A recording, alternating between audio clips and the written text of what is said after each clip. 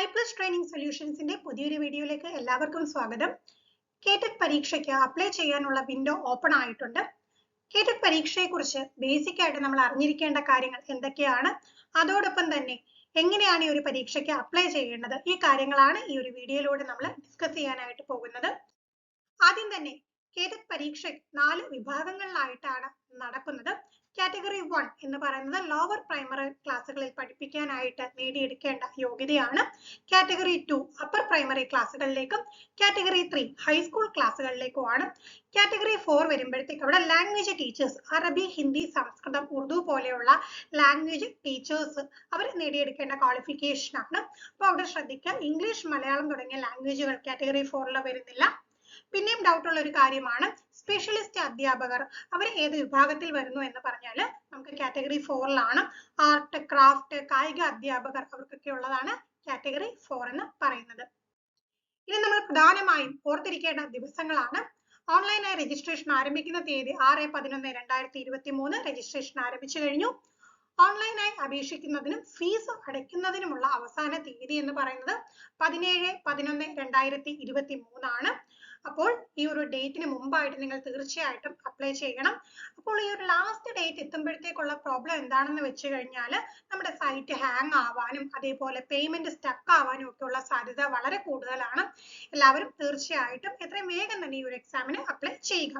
18/11/2023 നമുക്ക് അവസാന print out എടുക്കാനായിട്ടുള്ള തീയതിയാണ്.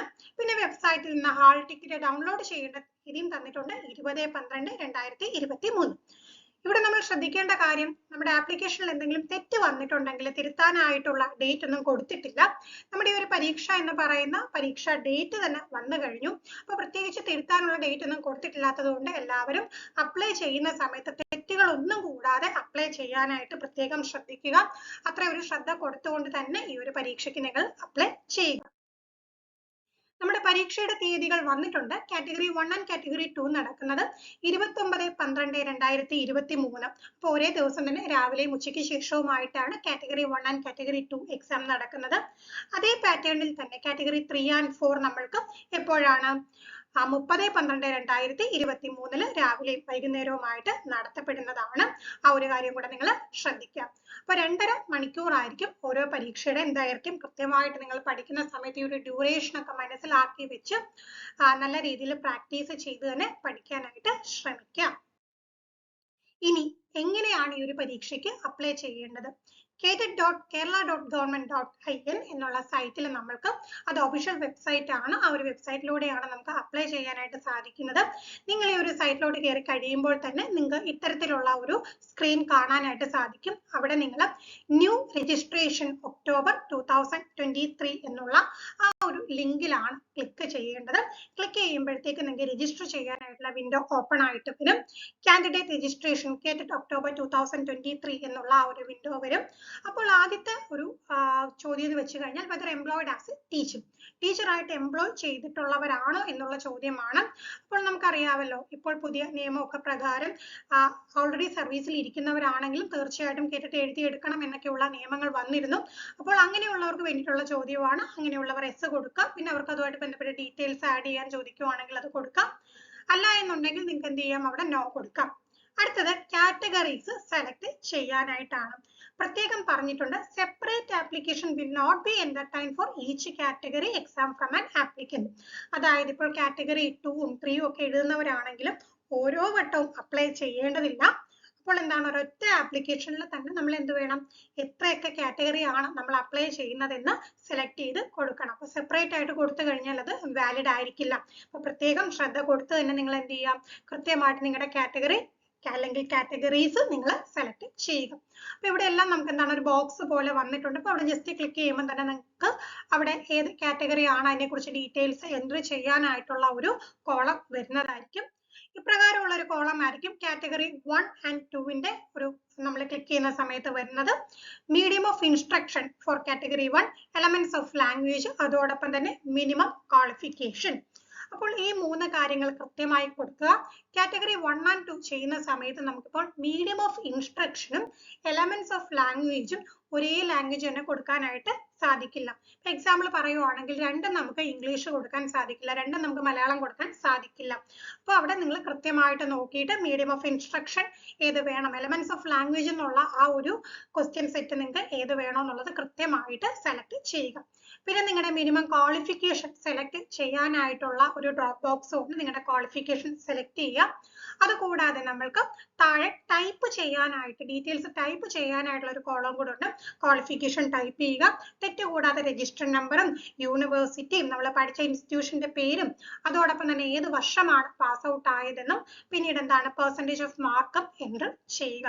ഇപ്പോൾ ഫൈനൽ ഇയർ BEd അല്ലെങ്കിൽ DLED ഒക്കെ ചെയ്തുകൊണ്ടിരിക്കുന്നവരാണെങ്കിൽ നിങ്ങൾക്ക് അതിനു വേണ്ടിയിട്ടുള്ള ഓപ്ഷനും അവൈലബിൾ ആയിട്ട് വരും. മിനിമം ക്വാളിഫിക്കേഷന്റെ ആ ഒരു ഡ്രോപ്പ് ബോക്സിൽ ക്ലിക്ക് ചെയ്യുന്ന സമയത്ത് അപ്പോൾ നിങ്ങൾക്ക് അതനുസരിച്ച് കൊണ്ട് ഇപ്പം ഫൈനൽ റിസൾട്ട് വന്നിട്ടില്ലാത്തവരാണെങ്കിൽ നിങ്ങൾ അത് എൻ്റർ ചെയ്യേണ്ടതില്ല, ആ കാര്യം കൂടെ ശ്രദ്ധിച്ച് ചെയ്യുക.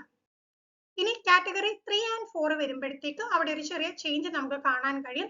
മീഡിയം ഓഫ് ഇൻസ്ട്രക്ഷൻ നമുക്ക് സെലക്ട് ചെയ്യാം. പിന്നീട് എന്താണ് optional subject.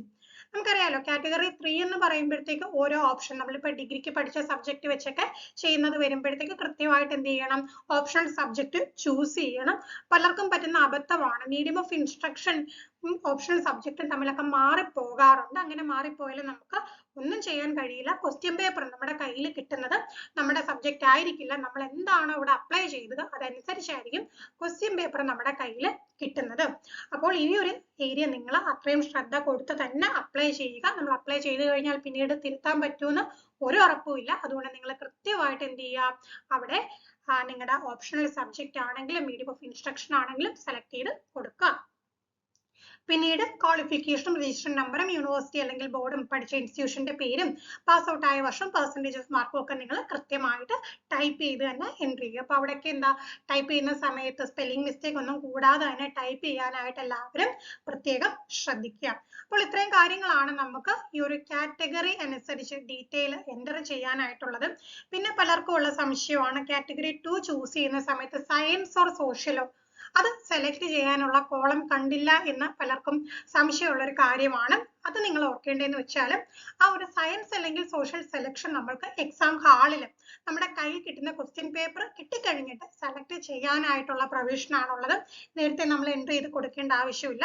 Question paper കിട്ടിക്കഴിയുമ്പോഴത്തേക്ക് Ather science അല്ലെങ്കിൽ സോഷ്യൽ കാറ്റഗറി 2 ടൈമിൽ നിങ്ങൾക്ക് എന്ത് ചെയ്യാം, സെലക്ട് ചെയ്യാനായിട്ട് സാധിക്കും. അപ്പോൾ ആ കാര്യത്തിൽ നിങ്ങൾ ഇവിടെ ബോധറാവേണ്ട കാര്യമില്ല. പിന്നീട് നമ്മുടെ മറ്റ് ഡീറ്റെയിൽസ് എൻ്റർ ചെയ്യണം. എഡ്യൂക്കേഷൻ ഡിസ്ട്രിക്റ്റ് നമ്മുടെ എക്സാം സെന്റർ ആയിട്ട് സെലക്ട് ചെയ്യുന്ന എഡ്യൂക്കേഷൻ ഡിസ്ട്രിക്റ്റ് ഏതാണെന്ന് വെച്ചാൽ കൊടുക്കണം. ആ ഏത് ഡിസ്ട്രിക്റ്റ് ആണോ കൊടുത്തത് അവിടെ ആയിരിക്കണം നിങ്ങൾ ഇപ്പോൾ എക്സാം പാസ് ആയി കഴിഞ്ഞാൽ സർട്ടിഫിക്കറ്റ് ലഭിക്കാനായിട്ട് ചെല്ലേണ്ടത്, വെരിഫിക്കേഷനും ഒക്കെ ചെല്ലേണ്ടത് അതേ എഡ്യൂക്കേഷൻ ഡിസ്ട്രിക്റ്റിലാണ്. അപ്പോൾ അത് കൃത്യമായിട്ട് കൊടുക്കാൻ ശ്രമിക്കുക എന്നല്ല, കൃത്യമായിട്ട് തന്നെ കൊടുക്കാം. പിന്നെ നമ്മുടെ പേര് SSLC സർട്ടിഫിക്കറ്റിൽ എങ്ങനെയാണോ അങ്ങനെ തന്നെ കൃത്യമായിട്ട് എൻ്റർ ചെയ്യുക.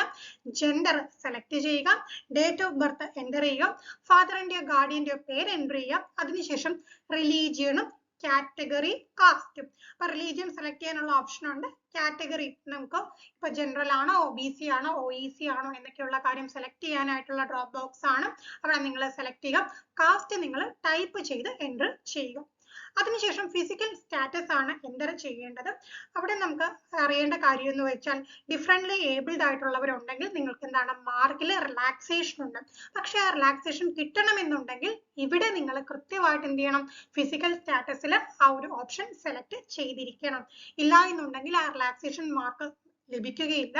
അതേപോലെ കാറ്റഗറി വൈസ് ഉള്ള റിലാക്സേഷൻ മാർക്ക് കിട്ടണമെങ്കിലും കൃത്യമായിട്ട് നിങ്ങൾ എന്താണ് ആ ഒരു കാറ്റഗറിയിൽ ഇപ്പം OBC, OEC, OSC, ST ഒക്കെ ആണെങ്കിൽ നിങ്ങൾ കൃത്യമായിട്ട് അത് സെലക്ട് ചെയ്താൽ മാത്രമേ നിങ്ങൾക്ക് ആ ഒരു റിലാക്സേഷൻ ലഭിക്കുകയുള്ളൂ. അതിനുശേഷം നമ്മുടെ അഡ്രസ്സ് എൻ്റർ ചെയ്യുക. പിന്നീട് ലാൻഡ് ഫോൺ നമ്പർ അത് മാൻഡേറ്ററി അല്ല, മൊബൈൽ ഫോൺ നമ്പർ മാൻഡേറ്ററി ആയിട്ട് എൻ്റർ ചെയ്യണം. ഇമെയിൽ ID നിങ്ങൾ ടൈപ്പ് ചെയ്യുക. പിന്നെ നമുക്ക് അപ്പോഴത്തേക്ക് എക്സാമിനേഷൻ ഫീയുടെ ഡീറ്റെയിൽ അവിടെ വന്നോളും. അതിനുശേഷം ഐഡന്റിറ്റി പ്രൂഫ്, ഏത് ഐഡന്റിറ്റി പ്രൂഫ് ആണോ നമ്മൾ എക്സാമിനേഷന് നമ്മൾ കൊണ്ടുപോകുന്നത് കൃത്യമായിട്ട് ഏത് പ്രൂഫ് ആണെന്ന് സെലക്ട് ചെയ്യുക. ഇതേ പ്രൂഫ് തന്നെ നിങ്ങൾ എക്സാമിന് പോകുമ്പോൾ കൂടെ കൊണ്ടുപോകേണ്ടതായിട്ടുണ്ട്. അതിനുശേഷം ആ പ്രൂഫിന്റെ നമ്പർ എത്രയാണെന്ന് വെച്ചാൽ ടൈപ്പ് ചെയ്ത് കൊടുക്കുക. അടുത്തതായിട്ട് SLC പഠിച്ച് ഏത് സ്കീമിലാണ് എന്ന് സെലക്ട് ചെയ്യുക. അതിനുശേഷം നമ്മളുടെ രജിസ്റ്റർ നമ്പർ, അതായത് SSLCക്ക് ഫസ്റ്റ് അപ്പിയറൻസ് ആയിട്ട് പോയിട്ടുള്ള രജിസ്റ്റർ നമ്പർ എത്രയാണെന്ന് വെച്ചാൽ എൻ്റർ ചെയ്യുക. പിന്നെ ആ ഒരു പാസ് ഔട്ട് ആയിട്ടുള്ള വർഷം, അതായത് അപ്പിയർ ചെയ്തിട്ടുള്ള വർഷമാണ് ചോദിച്ചിട്ടുള്ളത്, അതും എൻ്റർ ചെയ്യുക. അതിനുശേഷം ഫോട്ടോ അപ്ലോഡ് ചെയ്യുക. ഫോട്ടോ അപ്ലോഡ് ചെയ്യുന്ന കാര്യത്തിൽ സംശയങ്ങൾ വരാൻ ചാൻസ് കൂടുതലാണ്. കാരണം നോട്ടിഫിക്കേഷൻ വന്ന സമയത്ത് അവിടെ പറഞ്ഞിരുന്ന കാര്യം എന്ന് വെച്ച് കഴിഞ്ഞാൽ നെയിം ആൻഡ് ഡേറ്റ് ആവശ്യമില്ല എന്നുള്ള രീതിയിലാണ് നോട്ടിഫിക്കേഷനിൽ ആദ്യം വന്നത്. എന്നാൽ ആപ്ലിക്കേഷൻ വിൻഡോ ഓപ്പൺ ആയ സമയത്ത് നമ്മൾക്ക് എന്താണ് നെയിമും ഡേറ്റും താഴെ പ്രിന്റഡ് ആയിരിക്കണം എന്ന് പ്രത്യേകം എടുത്ത് പറഞ്ഞിട്ടുണ്ട്. അപ്പോൾ ആ ഒരു കാര്യം നിങ്ങൾ ശ്രദ്ധിക്കുക. പ്രിസ്ക്രൈബ്ഡ് ഫോർമാറ്റ് പറഞ്ഞിട്ടുണ്ട്, ഒന്നെങ്കിൽ JPG അല്ലെങ്കിൽ JPG ഫോർമാറ്റിലും 150x200 വിഡ്ത്തും ഹൈറ്റും പിക്സൽ വെച്ചിട്ടുള്ള ഫോട്ടോ കൃത്യമായിട്ടുള്ളത് അപ്ലോഡ് ചെയ്യുക.